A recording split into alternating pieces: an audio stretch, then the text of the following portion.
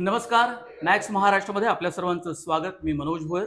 माझ्यासोबत मुंबईतले अत्यंत अनुभवी आणि ज्येष्ठ पत्रकार रजनीश काकडे आहेत आणि त्यांच्याशी मी संवाद साधतोय. निमित्त हे आहे की 1992ला मुंबईत दंगल झाली, 93ला साखळी बॉम्बस्फोट झाले आणि त्यावेळी ज्यांनी ज्यांनी छायाचित्र काढले होते अत्यंत धोकादायक परिस्थितीमध्ये, आणि त्या परिस्थितीची कल्पना तुम्हा सगळ्यांना वाचून ब्लॅक फ्रायडे नावाचा एक सिनेमा पण आला होता या मुंबई बॉम्बस्फोटावर.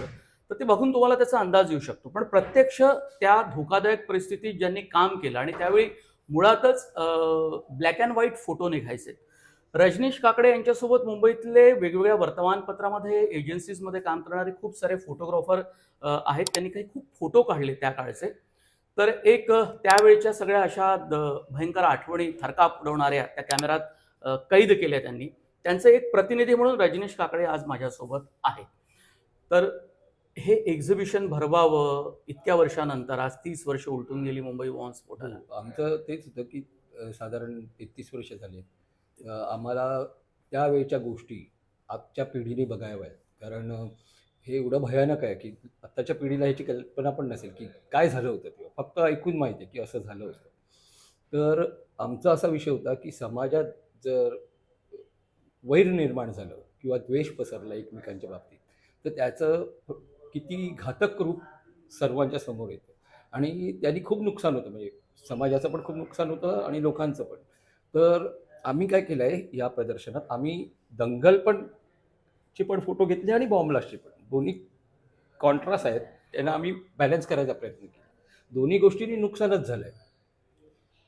तर त्यामुळे ती परिस्थिती परत येऊ नये मुंबईवर, यासाठी आम्हाला वाटतं की हे लोकांनी प्रदर्शन बघावं आणि त्यातनं बोध घ्यावा.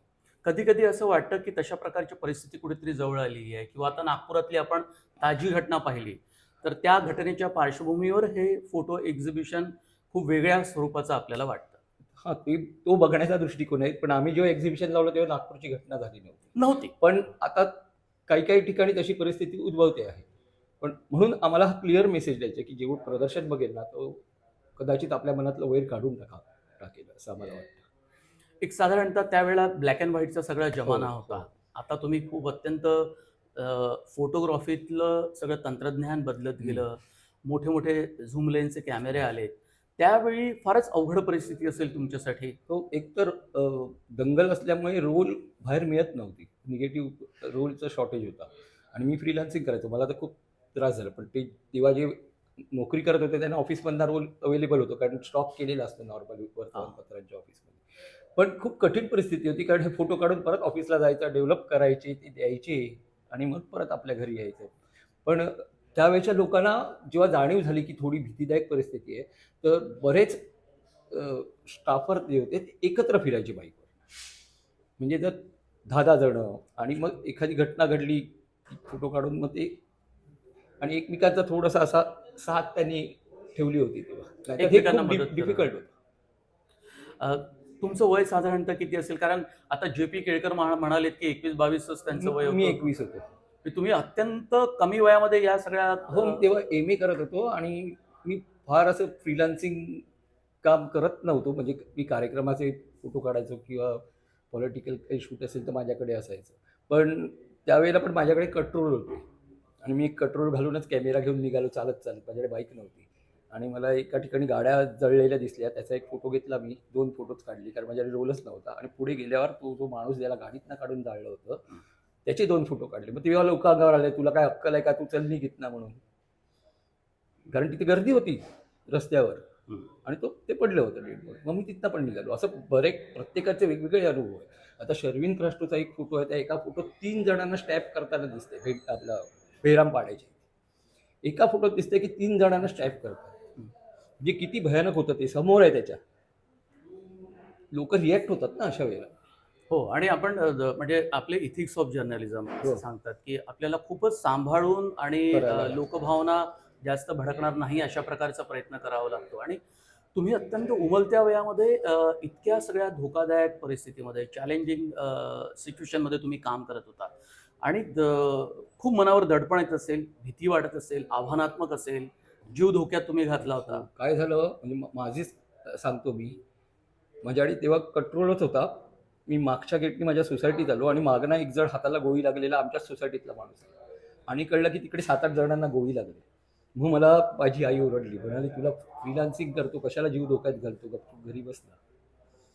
कारण मी एकदमच कोवळा होतो. जरा काही झालं असतं तर मला कदाचित रिएक्ट काय करायचं हे पण कळलं नसतं आणि मी चालत फिरत होतो. माझ्याकडे बाईकच नव्हती. मग मी थोडं कट डाऊन केलं.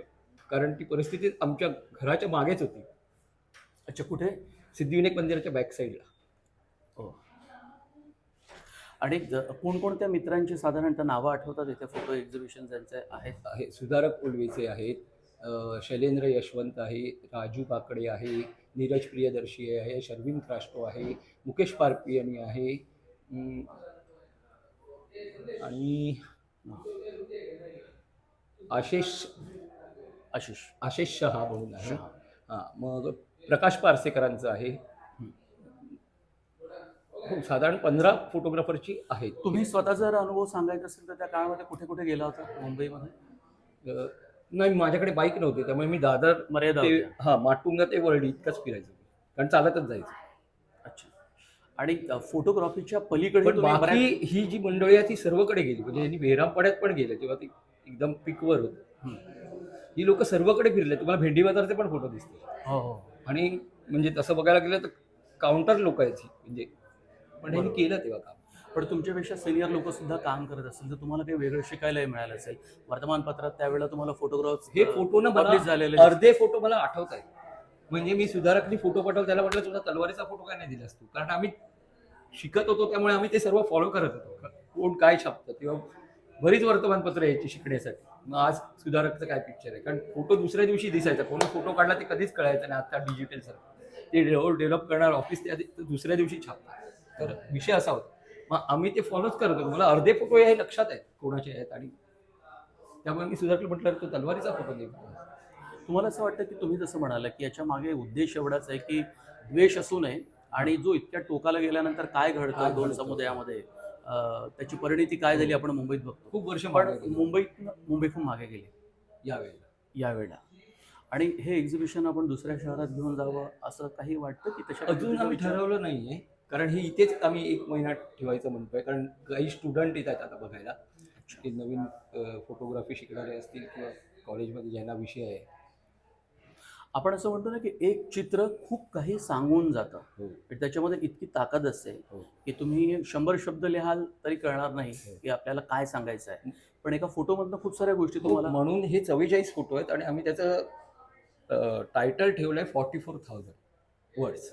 अच्छा. म्हणजे एक फोटो 1,000 शब्दांचा असावा असं आमचं मत आहे. आता हे फोटो कोणालाच मिळणार नाहीत कदाचित. जर त्यावेळेला या लोकांनी काढले नसते तर दंगल कळलीच नसती खरी. पिक्चरमध्ये बघतात ते वगैरे गोष्टी कळल्या असत्या. पण तुम्ही फोटो कुठून मिळवलेत म्हणजे सगळे सामावून ठेवले ते प्रत्येक बऱ्याच photographer? लोकांनी आपापले फोटो सांभाळून ठेवले. काही वर्तमानपत्रात निगेटिव्ह होते काहींकडे, नाही वर्तमानपत्राचं कटिंग नाहीच आहे. काहींकडे निगेटिव्ह होते, काहींकडे प्रिंट होते. त्यांनी प्रत्येकाने सांभाळून ठेवले होते. सर्व नाही त्यांना ठेवता आले, पण जे जे त्यांना वाटत होतं की हे चांगलं पिक्चर आहे ते त्यांनी ठेवले होते. नाही तर त्यांनी कामं खूप केली होती. दंगल खूप दिवस चालली, पण जे त्यांना वाटायचं ते प्रिंट मारून आपण आवडलं की घरी आणतो तसे त्यांच्याकडे घरी राहिलेले फोटो आहेत. एक फोटोग्राफरसाठी चांगल्या चांगल्या सिच्युएशनमधले, चांगल्या भागातले, चांगल्या व्यक्तींचे फोटो आपण खूप जपून ठेवतो, कारण ती आपल्यासाठी ॲसेट हो. असते, संपत्ती असते. पण हे फार जपून ठेवणं एक 30, 32, 33 वर्ष झाले फार कठीण असते. कठीण आहे आणि निगेटिव्ह खराब होतात. म्हणजे त्यासाठी ते ड्राय एरियातच ठेवायला पाहिजे. हो. तेव्हाच काही लोकांनी प्रिंट मारून ठेवली होती. मग आता प्रिंट स्कॅन करता आली काही लोकांना. ही ऑल टुगेदर म्हणजे खूपच किचकट प्रक्रिया किचकट असेल आहे. एक्झिबिशन. तरी पण म्हणजे तेव्हा निगेटिव्ह होती म्हणून हे सर्व फोटो मिळाले. आता हार्ड ड्राईव्ह कधी कधी क्रॅश होतात. आम्हाला 2-2 हार्ड ड्राईव्ह मध्ये ठेवायला लागतात आता फोटो, बरं. जे इम्पॉर्टंट आहेत ते. की एक क्रॅश झाली तर दुसऱ्या हार्ड ड्राईव्हमध्ये. तुम्ही म्हणजे कसं सुचलं तुम्हाला की तुम्ही एकत्र यावं, हे सगळी प्रक्रिया पार पाडावी, एकत्र फोटो जमवावं? तुम्ही हे खूप बैठका झाल्या असतील, बोलला नाही, हे असतील. प्रेस क्लबच्या मीटिंगमध्ये ठरलं की आपण या विषयावर प्रदर्शन करू आणि 12 मार्च जवळ येत होती तारीख. मग प्रत्येक फोटोग्राफर तेव्हाचे कोण होते त्यांना कम्युनिकेट करायचा प्रयत्न केला. कोणाकडे नंबर नाही तर दुसऱ्याकडनं त्याचा नंबर मिळवण्याचा प्रयत्न केला आणि सर्वांची कम्युनिकेट झालं. मग शेवटी तर आज 2 फोटो कोणाचे तरी येत आहेत, एक्झिबिशन फायनल होते आणि परत 2 फोटो आले, पण चांगले आहेत तर आम्ही ते ॲड केले. असं असं करत गेलो. म्हणजे आम्ही ठरवलं नव्हतं 44, फक्त एकाच स्पॉटचे रिपीट फोटो नाही ठेवले तर. अच्छा. म्हणजे 2 जणांकडे एकाचा ठेवला. आणि जी मुंबई तुम्ही त्या दंगलीच्या वेळेला, बॉम्बस्फोटाच्या वेळेला पाहिली, तुम्ही म्हणता की मुंबई खूप मागे निघून गेली हो. पटकन. ही बदललेली मुंबई आत्ताची तुम्हाला कशी वाटते? म्हणजे तुम्ही काय पाहता या मुंबईमध्ये? आत्ता मला वाटतं, की आत्ता म्हणजे अजिबात भीती नाहीये. मला एक आठवतंय, माझा मित्र निर्मल नगरमध्ये राहायचा आणि मी एम-एला होतो आणि तो पण लॉ करत होता.